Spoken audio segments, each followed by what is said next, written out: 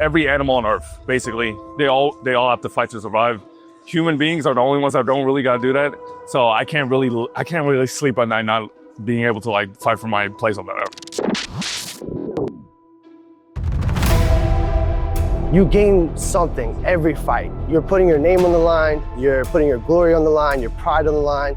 You're putting everything you worked for your entire life to showcase it. So when you get in these cages, you really are risking it all. You could walk away with your whole family looking at you a different way, or you could look at all the fans with a smile on their face. But it's up to you every time. It's the reflection of life. Life is always a fight, and in this cage between those doors, when they shut, that's a fight.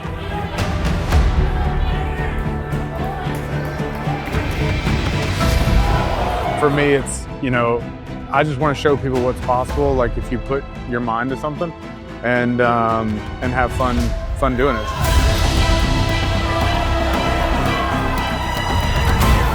That feeling is electrical. It's like it surges through your body, and you just know, if you're an animal, you're in this fight game. It's basically like eat or be eaten. The energy, I feel like every time I fight, it's my birthday. Everybody's watching me, all eyes on me. I like it better than my birthday. So, I love that energy coming from the crowd and from everybody, my fans, family. So that's why I loved it. I think this is the cheapest form of therapy, as crazy as that sounds. Getting in a cage, punching each other in the face. But it really is. It keeps everybody on an even keel. It's also humbling, and it's a good baseline to kind of treat everybody well, because you don't know who knows what. It makes you really, really polite in society.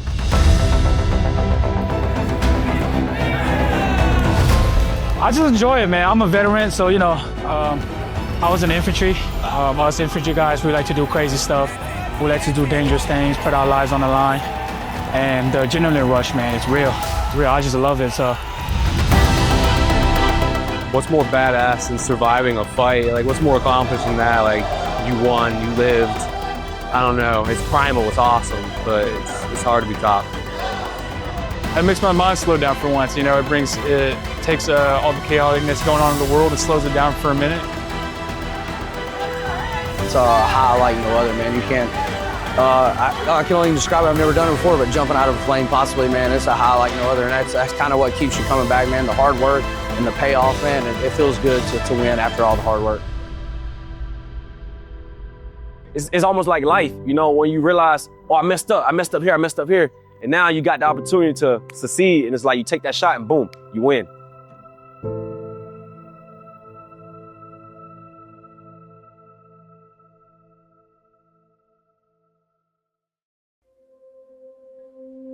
Yeah, my name is David Oblas. I run the NFC, and in my opinion, the NFC is a top fight promotion in the Southeast.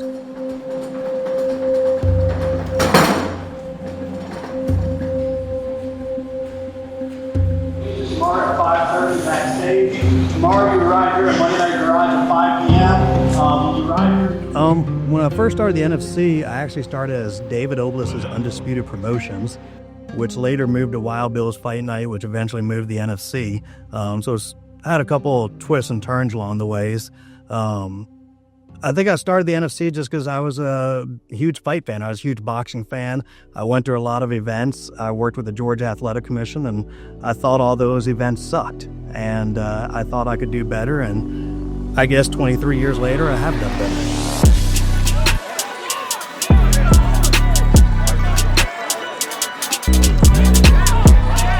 I've known Dave for about 20 years, really since the beginning. This market was kind of the Wild West in the beginning. So was the entire sport. Matter of fact, it wasn't even called MMA, it was called NHB, No Holds Barred. But Dave came along, and what really the market and the area needed was somebody to basically stabilize it, get the rules where it was regulated, and also add an element of professionalism to go ahead and streamline and really make it an official sport. It was the Wild West in the beginning. Matter of fact, one of his main venues was a place called Wildville's, which is pretty apropos.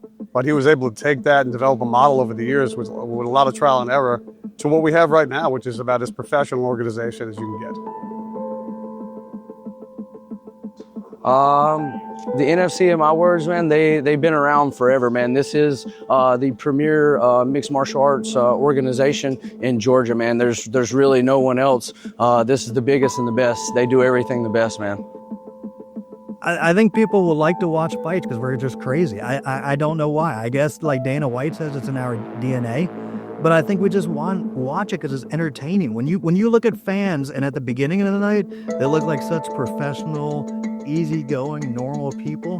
And then 3 or 4 hours in, they're yelling, "Knee him, take his head off, choke him unconscious."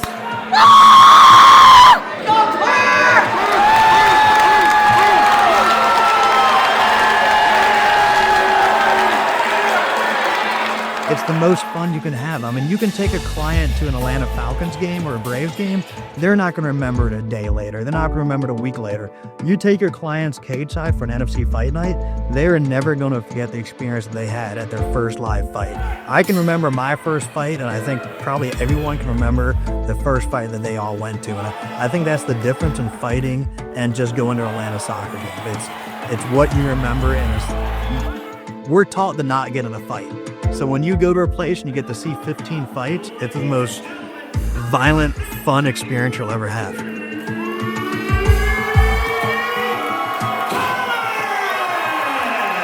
Well, the evolution has been huge in general. I think we started with about 5 fights a year.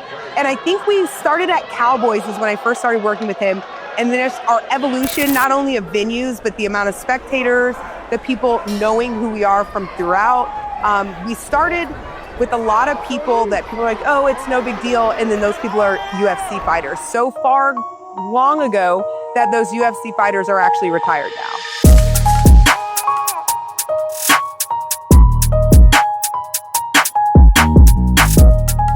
When I say we're the top MMA promoter in the Southeast, my opinion is based on number of events a year, consistency, marketing, the number of guys we've sent to the UFC or big shows, number of tickets we sell. Yeah, I think it's based off of a number of things. And I think the NFC, and I don't mean this to be cocky, but I think we're kind of the leader in almost all of those things. I think the other promoters in the Southeast do a phenomenal job, and each market is different when you look at Atlanta compared to other markets. But I think I've kind of led us to be the number one fight promoter in the Southeast, and I don't think that's without a doubt. It's always an adventure. Love David. So, David does so much for the community, for the guys, gives them a platform that they wouldn't have. He's always there. If you need something from David, you give him a call up. He'll come help you move. He'll come do anything for you. And because he's that way, we do the same for him. I mean, I'm going to Dave's house. I think I put an IV in Dave at his dad's house once during the summer when he was sick. So, I mean, it's like a family. So, being here in Georgia, it's definitely a great, prosperous unit, as I could say. What I see as an inspector, it gives fighters in the state and out of state another venue for them to get their names and titles out and being seen nationally. Is there anybody here that's fighting that doesn't feel like they want to fight? Good. Everybody's here to fight. It's hard to pick one event that stands out. I mean, I've got Kyle Maynard, the first ever quad amputee that fought with me. I've got Shay Taylor, who fought with me with 2 legs, then had a motorcycle wreck and came back with 1 leg and fought, and his leg got ripped out in the middle of a fight. But when I look back, the one fight that kind of did it for me was Kevin Giedermeyer versus Cameron Cargill. Wild Bills at that point in time was the top venue in Atlanta. I was the top promoter, but someone else had that gig. And then I moved into Wild Bills, I think it was 2006, I believe. And that was the first fight. That was my main event there. And every time I look back, I think that's the fight, that's the event, that's the main event that kind of put me on the map when I took over Wild Bills back in the day. And just kept going and kept going and kept going. And here I am 23 years later, and I guess I'm doing okay.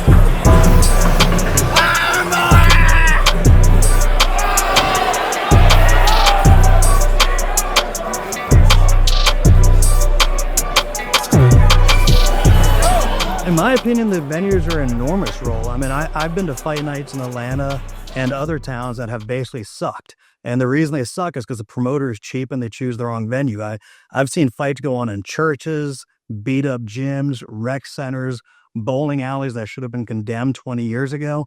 So I've been to some really, really bad events. And every time I look at one of our venues, I want to make sure it's somewhere that we would all want to be on a fight night, whether that's Monday Night Garage, Live at the Battery, Phase Event Center in Alpharetta, a district with the floating lights and stuff like that. I've been talking to a couple movie studios in the last couple months that I've been trying to get for the last 6 years, and they've been slammed, that have just now opened up. So every time I look at a venue, I look at, is this where the fighters and fans would want to be? Because I don't want to drag anyone out to a venue they don't want to be at. In my opinion, the venue is probably the number one most important thing when putting together an event from start to finish.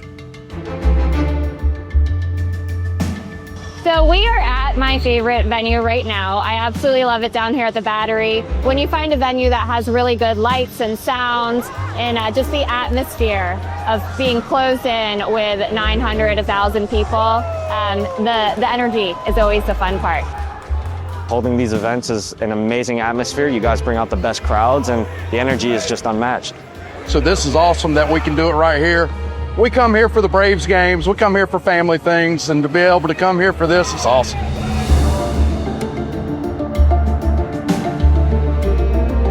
I tell you what, the venue is really, really cool.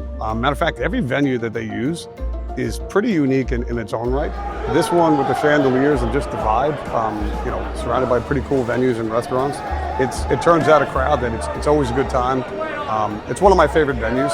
So this is, again, rarely do we get to fight under a chandelier. It makes us feel classy, I think. When it comes to production, electronics, and video, I have no idea what in the hell I'm doing. So I've hired a company to handle all that. But when I look at venues, you have to have a big screen. You have to have the smoke. You have to have the light. You have to have the theatrics and the drama that people want. And that's what changes an event from being, a really C-level event to an A-level event. We're used to watching the UFC. So we have to carbon copy every single thing the UFC does. I used to use a boxing ring, and I tried to go away from everything the UFC did to be different. And over the years, I've seen that was a wrong theory. We have to copy everything the UFC does and make it for the fan as close to what they see on a Saturday pay-per-view to when they come to a local NFC card.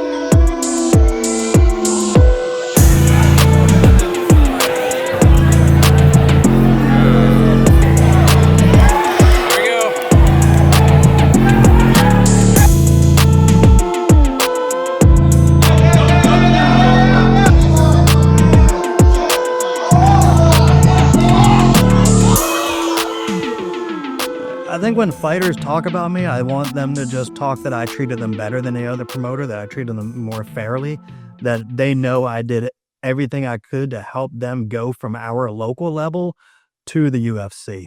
Never made contracts that tie them down, never asked for a percentage of their money when they get larger. Our ultimate goal is to see them grow from our show to making hundreds of thousands of millions with the UFC. And that we help them get there, that we put on as professional as a show that we could from start to finish to make it comfortable for them. And I think when I'm done promoting, or when I die, or when one of these kids murders me, hopefully they remember me for all the good things that I did for them and help them accomplish their goals.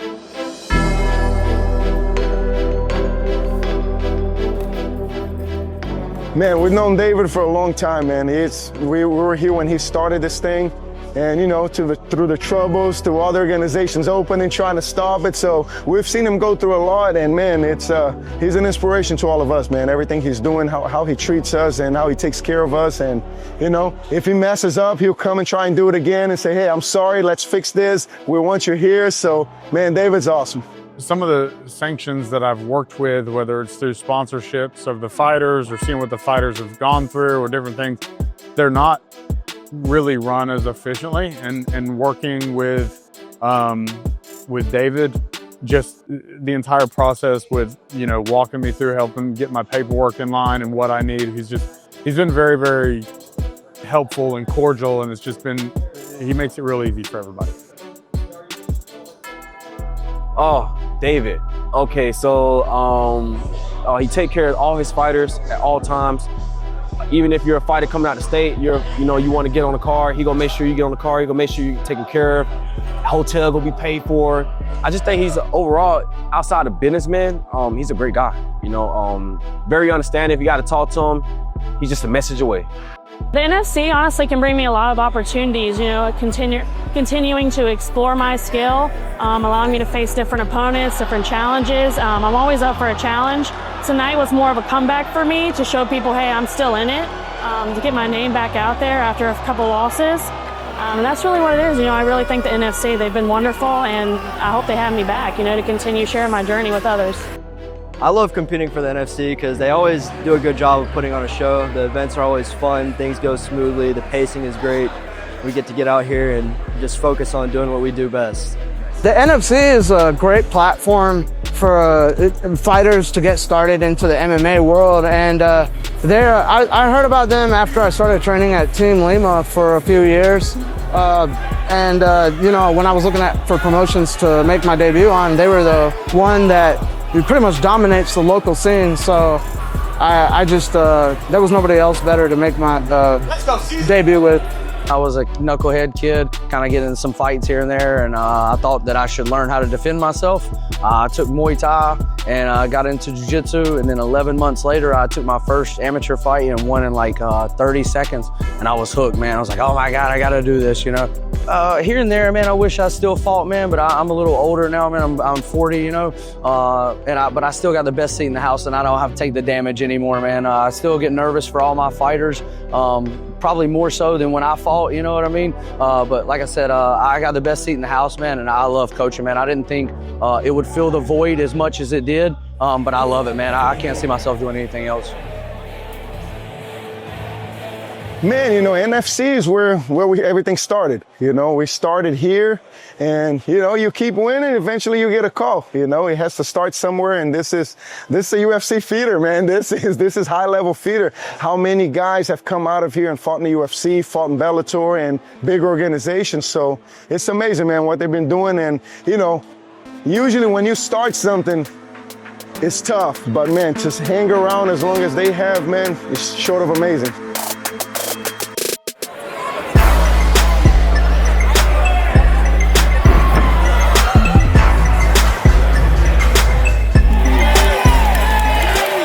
I think we're over 30 people that work for us on fight day.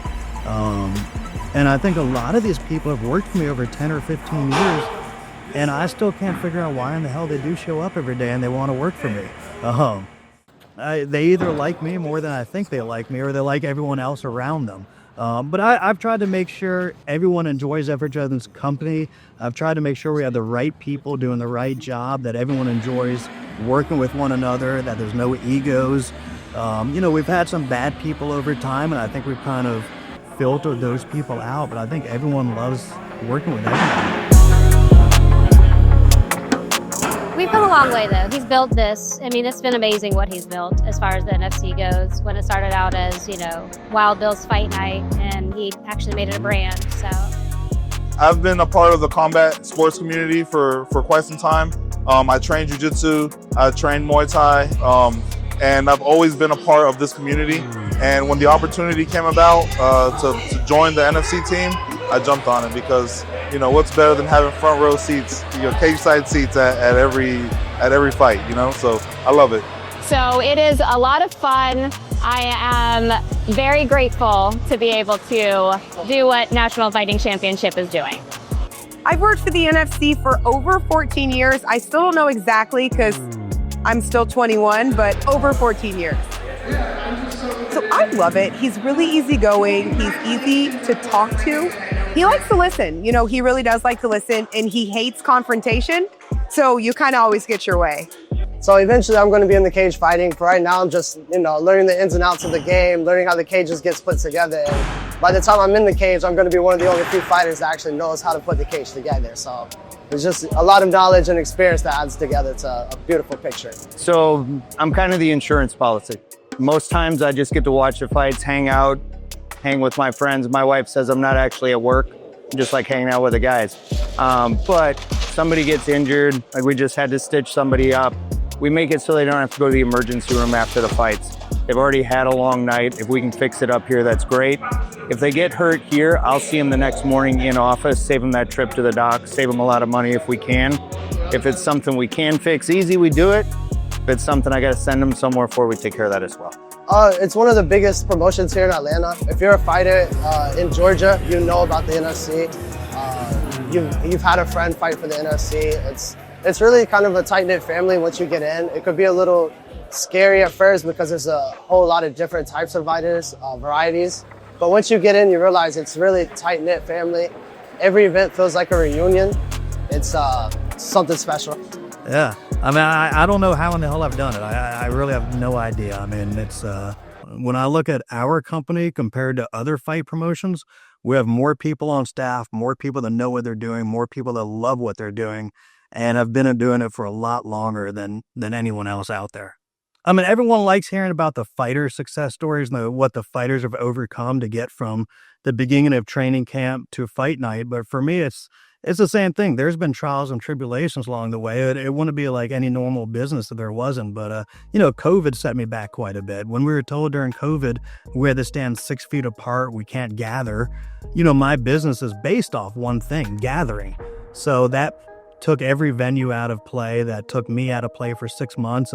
And I couldn't start doing fights again until I knew all the gyms were open. And all the gyms were opening at different points and times. So I had to be considerate to not bring people together until I knew fighters were in shape, they were cutting weight, gyms were open, they had training partners, and make sure it's done the right way.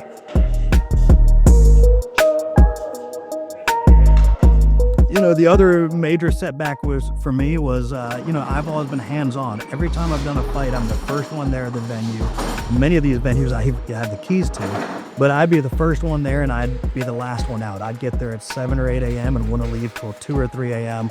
when the last part of the cage was taken out. And when I had my 4 spine surgeries, everything changed. It took me out of play for over 2 years, but I had a herniated disc and my right leg started bothering me. So I had the first surgery in January 2022 and took a couple months to rehab after that and started having good feelings and a good few months. And then a year later, it happened again. So I went in for a second surgery and I came out of the surgery and I was fine for about 2 weeks. It happened at Live at the Battery. The next morning, I couldn't get out of bed one day. And this was about 3 weeks after that second surgery. And I had to call my brother. They took me back to the surgery center. They did an MRI and they determined right then I'd have another surgery. And this was within 2 weeks after the first surgery. So I wake up after that and they say, hey, we have good news and bad news. The good news is we think we fixed your herniated disc. The bad news, we gave you an infection while you were under. So I was in the hospital for 10 days to treat the infection. Multiple of the orthopedic surgeons I'm friends with on the fight would check on me every day. And I think it was about day 6 or 7, they said, hey, this infection's not clearing up the way we want it to. An infection can kill you if it spreads. So we want to go in and do an operation to clean out the infection. We're not going to adjust you at all, but we do need to open you up and put you under anesthesia, so it's an operation. So that made 3 spine surgeries in 18 days. But Tiger Woods has now had 11 spine surgeries. I've had 4 spine surgeries, so hopefully I never catch up to him. But, that really messed me up for a long time because you don't know how you're going to recover from 4 spine surgeries, let alone 3 in 18 days. I'm still dealing with it now where I've got to sit down at times. I can't lift everything that heavy. And it taught me that I can't do anything on my own. And it also made others, part of the NFC team, really rise to the occasion and help out with these things. Because I used to do everything I could to help bring the cage in, the mats in, set up, clean up, do this and that. And when I had the first of the 4 spine surgeries, I couldn't even go to the venue. I think there were 2 fights that I missed. One I was in the hospital bed for, one I was on my brother's couch for. And then numerous of my fights, I had to leave early. And I'd also be pushing around luggage with me. I used a little walker for a little while. And I looked weak and people felt bad for me and there was a bad look. So after that, I'd bring a piece of luggage every fight night and I'd act like stuff was inside the luggage. And no one knew the luggage was empty. I was just using that as kind of my rolling cane because I couldn't walk for more than 5 or 10 minutes at a time. It wasn't fun relying on other people to do the fights. It wasn't fun when you're used to doing everything and I want my hands on everything. I want to see everything from start to finish. I want to be the first one there and the last one to leave, and I don't want to have to rely on other people. I don't like asking people to do things, and that's the best part of my staff that's been with me for 15 years. They know exactly what to do, and they probably know what to do better than I know what to do. So not being there and not being able to see it and having to be at home on the couch watching the stream and text messaging people was not a good feeling, and it's not a feeling I ever want to have again.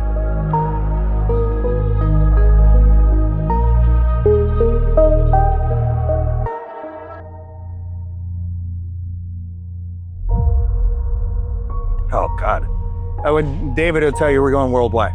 No, but you know, it's one of the longest running fight promotions. I mean, not just in Georgia, but in the United States. I mean, you're not going to see another promotion like this. In the next 5 to 10 years, I see the NFC just growing, just maintaining. It all depends on how big David wants it to be. It's not going to go away anytime soon, no matter what anybody thinks about it, because no matter what, somebody's going to beat down. There's fighters. There's fighters being born every single day, and they're going to find out because NFC is around, all these gyms are around. They're going to get bored one day and walk into one and change their life.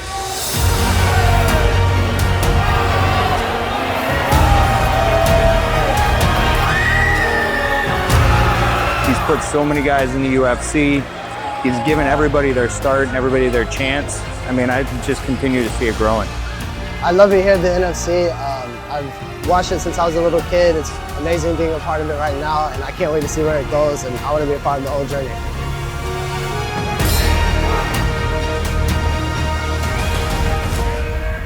We now have a large professional outfit that we could attract good athletes because they could see the pathway to a career.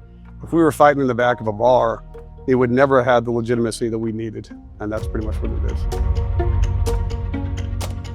So I think the NFC is just going to continue to grow. I think we're anywhere between 22 and 24 fights a year, which is a lot. You know, the pay is great. The fans are amazing. I could just see us continuing to grow. He loves to look at new venues. We've been looking at some different studios. So I think just continuing to grow and add more shows.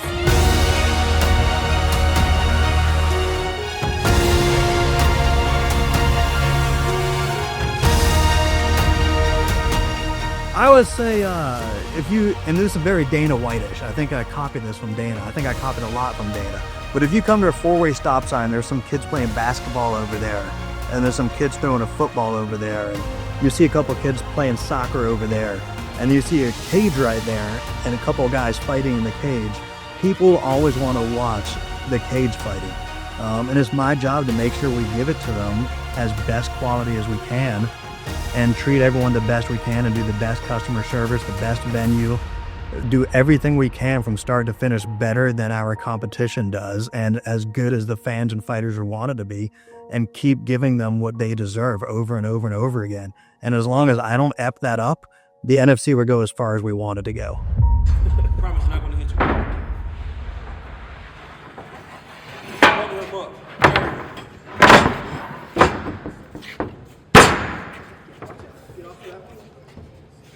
And that one.